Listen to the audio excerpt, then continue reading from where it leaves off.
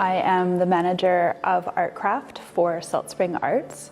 We are in historic Mahon Hall, and this has been the home of the Artcraft Gallery and Shop since 1968. A woman named Nita Brown started Artcraft back in 1967. She had the idea of it as a centennial project, and she really wanted to give artists on the island a place to show their work and to encourage them by letting the community see their work. So she worked with the school district to use this hall during the summer months when it wasn't in use by school groups at the time. And that turned into an annual show. I'm a huge supporter of Artcraft because I think it belongs to the artists and the artisans that are part of it. It's the center, it's a focus of the arts on the island.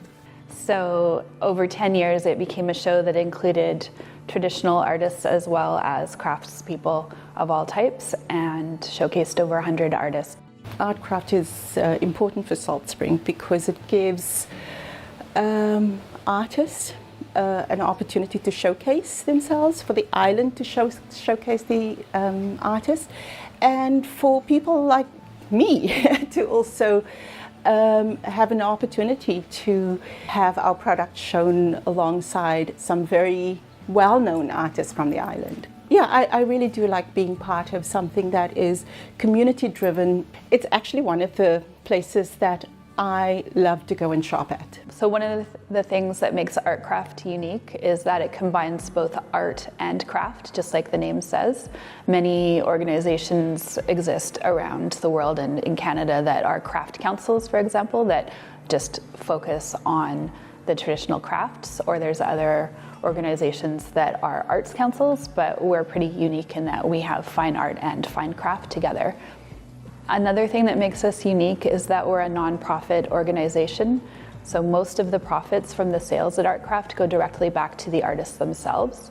And most of the rest of that, aside from our cost, is turned directly into programs that support arts in our community. So we do things like Artists in the Classroom, we create and provide free concerts in the park in the summer, and we have a whole other range of programs that our organization supports through the sales. The Southern Gulf Islands has fostered a really strong arts community, and I think part of it goes back to the 70s when there was the Back to the Land movement, and a lot of people came here from the cities looking for a place that they could be in nature, that they could be closer to traditional ways of doing things, and those people were really involved in the arts and continue to be a big part of this community today.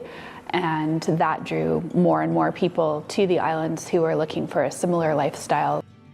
So Artcraft is our annual summer show that takes place from mid-June through mid-September. We have over 100 artists of all types, artists and artisans. The hall is filled with an exhibition of juried work. So we have an expert jury every year that helps select which items are going to be shown.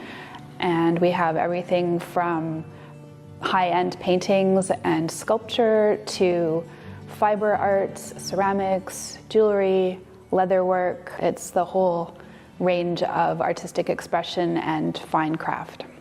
Artcraft is a huge community draw. I was really taken aback at there's just the volunteer aspect of how everybody gets involved and the diversity of work that's happening.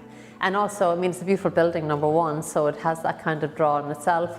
But it's just, I just find the whole community of the arts really welcoming and open. Yeah, they're fantastic. Really, they are.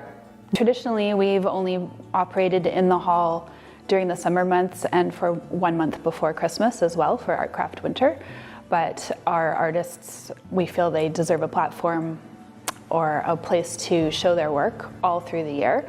And going into the 21st century, going online is a good step for everybody.